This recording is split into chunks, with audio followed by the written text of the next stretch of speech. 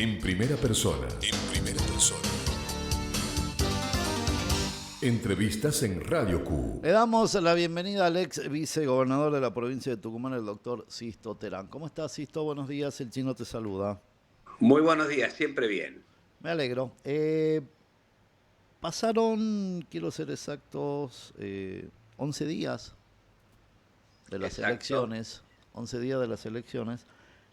¿Cuál es tu primera, viste que necesitas que baje la espuma en algún momento para analizarlo? Bueno, capaz que ya se conocieron por lo menos los números definitivos del escrutinio. ¿Cuál es tu visión? Primero partamos desde Tucumán y luego vamos a lo nacional. ¿Cuál es la percepción que tuviste de la elección? Bueno, me sorprendió en muchos aspectos, ¿no? En el caso de Tucumán, la baja performance de Roberto Sánchez y Ricardo Bussi, y creo, impidió que el peronismo consumara una victoria muy importante, porque una producción regular de estos candidatos hubiera generado la necesaria diferencia como para que el peronismo pusiera 3 diputados nacionales. Dicho esto, es impactante el número conseguido por la fórmula del Partido Justicialista en una demostración de que la estrategia fue exitosa, electoralmente exitosa. Ahora habrá que ver si es eficiente para la gente que se quiere representar, que es otro punto.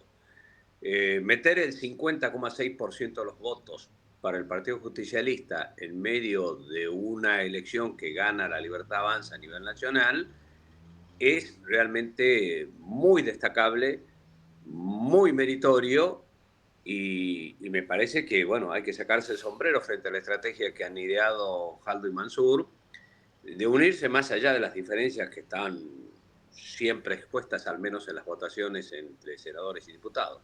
Esa es mi primera lectura. En relación a la elección nacional, negar que Milei ha obtenido una victoria sería pecar de necios. La victoria adquiere una proporción épica si se tiene en cuenta el resultado del 7 de septiembre. Pero cuando uno se despoja del fervor del momento, se da cuenta que esa proporción se adquiere porque se preveía una elección muy, pero muy mala del oficialismo, ¿correcto?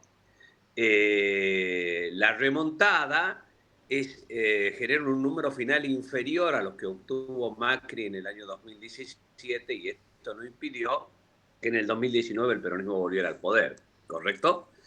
Pero han hecho una tarea muy importante de consolidar el identitario social más fuerte que hay en la Argentina, que es el identitario social antiperonista. El antiperonismo no tiene forma, es como una especie de conjunto de personas cuya prioridad esencial es que el peronismo no llegue al poder. Lo han consolidado muy bien. Había mucho temor a que el lunes hubiera una explosión en los mercados, que hubiera zozobra, que hubiera inestabilidad y colapso, y una combinación entre una ayuda extraordinaria recibida por parte de los Estados Unidos, que resulta absolutamente atípica y fuera de lugar, impidió el colapso financiero, le generó mejores condiciones al gobierno e hicieron una elección que hoy le reabre una carta de crédito con miras a los 2 años finales de su gestión. Yo sigo sosteniendo que el programa económico es perverso, que el programa económico condena y castiga a los sectores más marginales y necesitados de la sociedad, que implica además una apropiación indebida de riquezas naturales de la Argentina por parte de sectores extranjeros que se aprestan seriamente a tomar parte de ese botín. Hay cosas que pasan muy inadvertidas para el gran público, como es, por ejemplo, el tema de la hidrovía, como es, por ejemplo, el tema de la núcleo central atómica que se pretende vender y distintas cosas, los minerales raros, etcétera, etcétera. Entonces yo tengo una gran tristeza, porque además esta victoria de Milei implica de alguna forma que para mucha gente la importancia de derrotar el peronismo iba por encima de cualquier consideración ética y o moral. Ejemplo, en la provincia de Río Negro, una diputada nacional 2 veces condenada por narcotráfico accede a una senadora nacional votada por la Libertad Avanza, ¿no? Continuando con el esquema de análisis, el peronismo hace una elección razonable en la provincia de Buenos Aires, a pesar de que pierde por 20.000 votos, mantiene la misma cantidad de votos que tuvo en septiembre.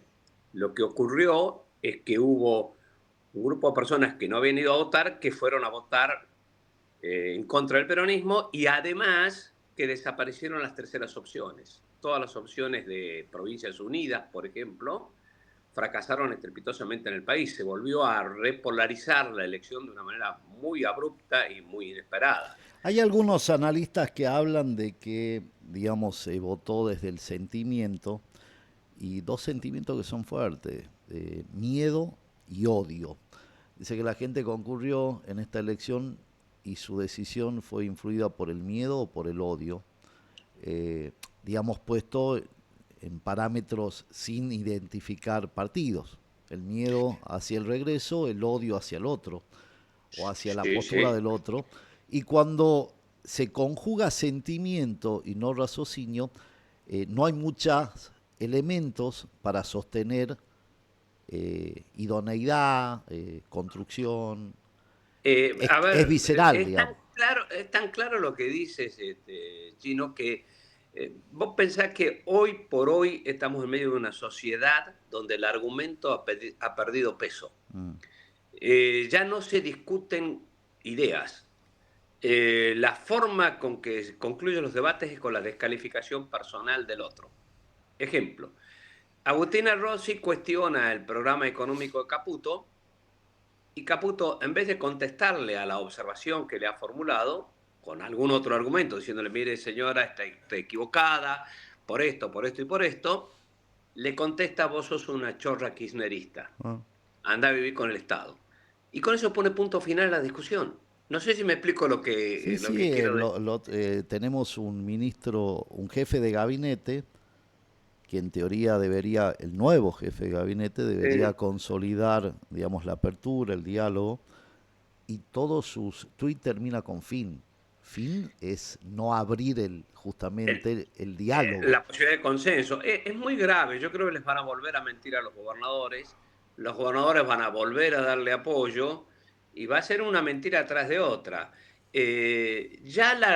Hay 2 hechos que destaco en mi artículo de la columna de mi newsletter que publico hoy que me llamaron la atención. El primer hecho fue la reunión con los gobernadores. Ahí hay 2 temas a destacar. A, quienes la convocan, y B, quiénes son los convocados. La convocan francos y catalán, que son los hombres más dialoguistas del gobierno. Eran. Y, por eso, y los convocados tienen la exclusión expresa de 4 gobernadores que no son invitados, que son Axel Kicillof, Mm. Ricardo Quintela, Gildo Infran y Melé, ya el Sí. de Tierra del Fuego, ¿no? Y cuando se le pregunta al presidente de la Nación por qué no los invita, contesta lo siguiente: porque esa gente no sabe sumar 2 más 2 y no les da 4. Mm. Ese desprecio ya aborta toda posibilidad de diálogo y se saca de encima la posibilidad de conversar con gobernadores que representan en la sumatoria casi el 40% total de la población argentina. Esto es una barbaridad. Y el segundo efecto es que los convocantes, como bien expresaste acá, que eran los más dialoguistas, los más aparentemente sobrios y formales de este gobierno disparatado, son expulsados de inmediato al día siguiente de la reunión. Eso es muy llamativo. Y el segundo evento es la presencia de Macri en la Casa Rosada. Mm. La verdad que el pobre Macri pecó de ingenuo. Creyó que lo invitaban al banquete de la mesa de las decisiones y en realidad lo único que fueron era a exigirle pleitesía y humillarlo. Bueno, pero ese es el eje y es la preocupación por ahí de muchos, como que en la Argentina hay liderazgos que geográficamente toman cariz diferentes. Me voy a permitir y lo hago desde lo personal, ¿no? Nosotros tenemos un gobernador en Tucumán que es el comisario, o se lo autodifunde como el comisario. Y cuando llega a 1200 kilómetros en Buenos Aires se transforma en el prisionero. ¿Cuál? Pero en el buen sentido, no es ni chicana ni Sí, nada. sí, sí, no, no, te entiendo claramente. Lo que pasa es que uno, a ver, genera conductas que se repiten. Cuando uno tiene un ejercicio de poder muy fuerte hacia abajo, tiene la tendencia natural a ser muy sumiso hacia arriba. Bueno, si me dejas un chascarrillo, el patrón criollo. Es así, es así. Lo digo con tristeza y con dolor Yo no porque, quiero, por ahí me cuido de algunos análisis porque no entienden que no es ni claro, no, no es descalificante, personal, para claro. nada. A ver, yo he tenido una larguísima relación de amistad personal con Sí. el gobernador y hemos tenido puntos de vista diferentes y en este particularmente, lo he dicho más de una vez, lo he escrito y demás, como tucumano no me termina de gustar un proceso en el cual nos sentamos en condiciones de inferioridad marcada con el gobierno nacional. Puede uno y debe hacer concesiones y transacciones, pero no pueden ser sistemáticas e incondicionales. No sé si me explico. Y lo preocupante es lo sobreactuado. Exacto. A ver, no es necesario ser el primero. No es necesario ser el primero. Eh, pero en fin, son modus Son operandi, estilos, son estilos. personalidades y demás que uno no va a discutir al fin y al cabo. Claro, yo con toda mi disidencia le agradezco enormemente al gobernador y a Juan Mansur que hayan tenido la habilidad de pintar de celeste el mapa de Tucumán, ¿no? Con una victoria del Partido Justicialista. Ha sido un pequeño bálsamo en medio de una tristeza muy grande que sentió el domingo. Tristeza que no tiene que ver solamente con la consolidación de un proceso económico que me parece penoso porque expulsa y excluye a los que menos tienen, sino fundamentalmente porque es la consolidación de un sistema de desprecio por el otro, de falta de diálogo, de violencia inusitada, de sin razón, que realmente me llama poderosamente la atención. De todas formas, en el artículo que escribí hoy, que se llama ¿Y ahora qué?, lo que digo es más o menos lo siguiente. Terminaron las elecciones y los problemas siguen. La economía sigue en recesión. No se vende más que ayer, se vende menos. La inflación sigue presionando y no pueden perforar el piso del 2% a pesar de que no le pagan nada a nadie. El destrozo de la obra de infraestructura continúa. Los jubilados siguen padeciendo la falta de medicamentos. Los incrementos y los aumentos al transporte, a la energía, al agua, al gas, han sido muy importantes en este mes estos primeros días del mes de noviembre. Entonces, yo creo que cada cual tiene que atender su juego. El gobierno tendrá que empezar a gobernar para la economía real. Si no lo hace, más temprano que tarde va a tener problemas. Y la oposición tiene que empezar a perfilar de una vez por todas una opción potencialmente ganadora que a mi juicio tiene que presentar caras nuevas, tiene que presentar gente joven, tiene que presentar propuestas para aquellos sectores que hoy no entienden porque no pueden entender cuáles son las banderas que defiende el justicialismo. Te doy un ejemplo muy clarito. El empleo formal y los derechos de los trabajadores, que es base o columna del ideario justicialista, no puede ser entendido por aquellos que no han tenido nunca acceso a esos derechos. Sin duda. Y son muchos, ¿eh? El tema de la necesidad de un sistema previsional que de alguna manera te cuide cuando ya no estás en condiciones de trabajar, es algo que le parece extraño y muy ajeno a la gente joven.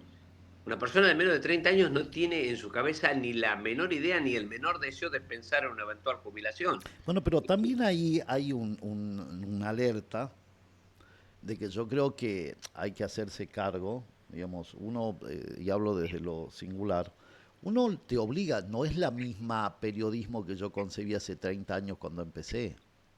Era inimaginable que hoy día estemos haciendo una entrevista vos y yo a la distancia y que se pueda ver por toda la multiplataforma. Sí, Y, sí. no pedimos adaptabilidad, digamos. Tiene que ser un paso, una instancia superior. No quiero que te adaptes a poder hacerla, necesito que la entiendas y que la Sí, concibas como una forma de comunicación. Bueno, yo por ahí veo que hay una clase dirigente que el statu quo no lo permite saltar algunas barreras y se quedan en la nostalgia del el pasado siempre fue mejor. El statu quo nos hizo mucho daño a los tucumanos y a los argentinos, porque hoy ese cimbronazo, que no lo hacemos cargo, que no lo admitimos, fíjese porque me está volviendo el retorno, eh, que no nos hacemos cargo después de la pandemia, nos demostró algunas cuestiones que ya no es la singularidad del ombligo, es la pelusa del ombligo. Hay generaciones, no es que se miran el ombligo, se miran la pelusa del ombligo y no es que, saben conjugar en plural. Ese es el desafío. claro, pero lo que pasa es que ha cambiado. Este artefacto que tenemos en las manos, que es, yo estoy haciendo la entrevista a través de mi Eh, celular, ha cambiado la forma de pensar y está inclusive hasta modificando la estructuración del cerebro. mm, Te doy un ejemplo. Cuando yo era chico o joven, yo tenía en mi cabeza cerca de 600 números de teléfono, sí. ¿correcto? Hoy no retengo ninguno. Mm, Mi cerebro ha sido bloqueado por el uso de la tecnología para la retención de los números de teléfono. mm, ¿Está? sí. Y esta forma de absorción donde los ciudadanos pasan 7 horas diarias, casi tantas como las de sueño, en uso de sus aparatos celulares, está construyendo seres humanos diferentes. Seres humanos que no quieren ser informados, sino que quieren ser confirmados en sus prejuicios. Coincido totalmente. Y Y hay son grandes seres humanos sectores, que sí. son egoístas, que se miran solamente su propio ombligo o su propia pelusa Ah, y que tienen una falta absoluta de empatía por la situación del otro. Inclusive esto está afectando hasta las relaciones interpersonales entre los seres humanos. Es un tema que es objeto hoy de estudio y creo que la dirigencia política no ha ido al ritmo y a la velocidad necesaria para entender esos procesos. Quienes mejor lo han entendido son los marginales, sin los duda. disruptivos, de todos los símbolos, de todos los signos. Ayer ha habido una noticia espectacular que es la victoria del alcalde de Nueva Sí, York, sí, que es una persona nacida en Uganda, sí. de religión musulmana y que se pronuncia a sí mismo como una persona que es socialista democrático y que promete ponerle impuesto a los ricos Mm. para darle beneficio a los pobres. Eso es impensado en los Estados Unidos de Norteamérica. Pero ¿qué ha pasado? ¿Por qué cala tan hondo ese discurso tan disruptivo para la sociedad americana? Porque estamos en presencia de sociedades que están expresándose polarizadas en términos de blanco-negro y que este muchacho, que parece una persona muy No, y interesante, aparte es muy joven. muy joven, ha aprendido a capitalizar. Sí. Y eso deja afuera a gente como yo estoy tratando de hacer esfuerzos de Mm. aprender inteligencia artificial, de conectarme a través de los medios, de entrar en algunas plataformas, pero un esfuerzo porque es algo que no es un ejercicio habitual para la gente de mi edad. Y eso le pasa a muchos de los dirigentes políticos. La Pero gente, ahí está el punto, pero hay que reconocerlo. claro, sí, yo Es lo lo mínimo, reconozco, lo lo entiendo. mínimo que se pide, porque si no quedamos con una clase dirigencial en sepia, ¿entendés? Sí, sí, además no podemos, yo creo que hay olor a Sí, naftalina en algunos dirigentes, ¿no? sí. Y no es Eh, tampoco calificarlo, sino simplemente que entender que lo que existe, aunque no lo utilices, existe. Sisto, siempre es claro. agradable hablar con vos. El tiempo, voy a decir una frase gastada, el tiempo es tirano, pero te Sí, agradezco. pero un último aporte, no, Ah, no dejaría de ser quien soy si no expreso mi solidaridad contra un grupo de la prensa con la cual tengo muchas diferencias, pero que ha sido damnificado por una sentencia judicial que le impide expresarse libremente en Sí. Tucumán. No me gusta eso, No, no no, me es gusta terrible. nada. Lo hablamos mucho con la No producción. me, no me gusta nada porque todas las expresiones que vos des en tu programa son punibles judicialmente a posteriori de que Exactamente. las emitas, Mm.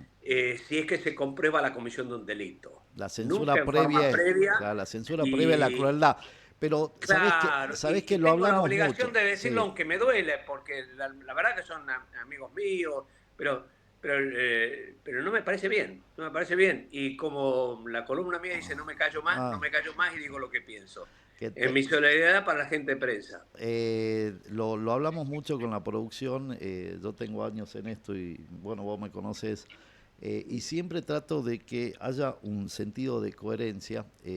Pedí el escrito, pero ¿sabés qué? Y lo voy a decir, no me gusta cuando está todo tan enredado. Entonces, por ahí hay que encontrar ese Sí, punto de claridad para definir. Yo recién preguntaba, le digo, pero ¿por qué va a un canal de cable y no a quien emite? Tratemos de empezar a decir las cosas claro, ¿no? como son. Mira, Es medio ilógico todo, no entiendo las partes, censura previa es insostenible y la defendí en momentos mucho más duros que los que se viven ahora, cuando estábamos en el periódico que era concreto, hasta tuvimos el secuestro de alguien sí, de la planta. eh, el punto es encontrar, y hay algo que la gente lo tiene que aprender a discernir también, la diferencia entre medios y intermedios. tal cual, pero además yo creo que es obligación de un dirigente político decirlo. Sin duda. Vos sos periodista, yo soy un dirigente político y a mí la prensa me ha atacado mucho en Mm, muchas ocasiones con calificativos muy duros de distinta manera y no hay un periodista de la provincia de Tucumán que pueda decir que una sola vez yo he ejercido algún tipo de exacto. coerción de nada en contra de ellos. Al contrario, estoy dispuesto a dar mi vida para que ellos puedan seguir expresándose, porque creo que es la riqueza de la democracia. Son valores que a algunos les parecerán arcaicos, pero para mí constituyen la esencia de mi vida y por Sin eso me he duda. permitido esta digresión, porque creo que hay que hacer un llamado de atención a la justicia.